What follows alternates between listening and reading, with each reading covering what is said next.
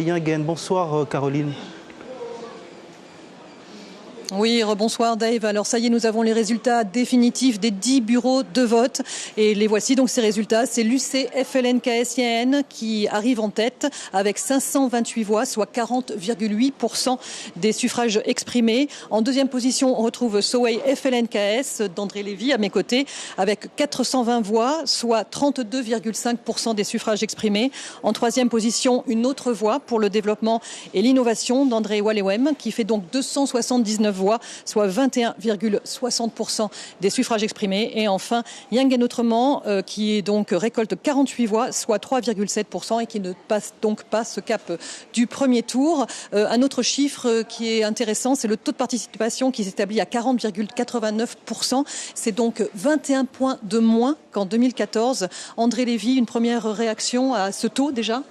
Oui, donc comme vous le soulevez, donc déjà par rapport à l'ancienne élection, on a un taux qui n'est pas, on n'a pas pu l'avoir et on a aujourd'hui un taux d'abstention qui frôle les 60%. C'est énorme.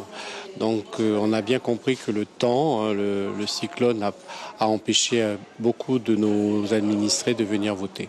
Est-ce que vous ne pensez pas que c'est justement ces 4 listes un phénomène inédit à Yingen qui a un petit peu déstabilisé les électeurs de Yingen ? Certes.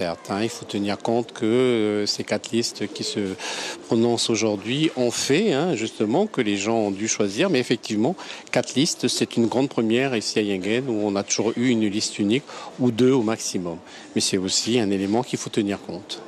Alors on l'a bien compris, c'est cette 3e liste qu'on n'attendait pas forcément, une fois pour le développement et l'innovation, qui va faire la différence. Alors quelle va être sa stratégie ? Est-ce que vous avez commencé déjà à discuter avec eux, car c'est clairement eux qui vont faire pencher la balance d'un côté ou de l'autre la semaine prochaine ?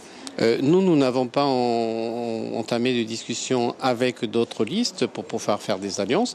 Simplement, on s'est dit que là, l'électorat qu'il faudra qu'on aille chercher, c'est ceux qui se sont abstenus durant le premier tour, parce qu'on a bien compris que sur ce premier tour, il y a eu au moins 1200 personnes qui ne sont pas venues voter. Donc c'est vers eux que l'on doit essayer d'aller convaincre de venir voter dimanche prochain.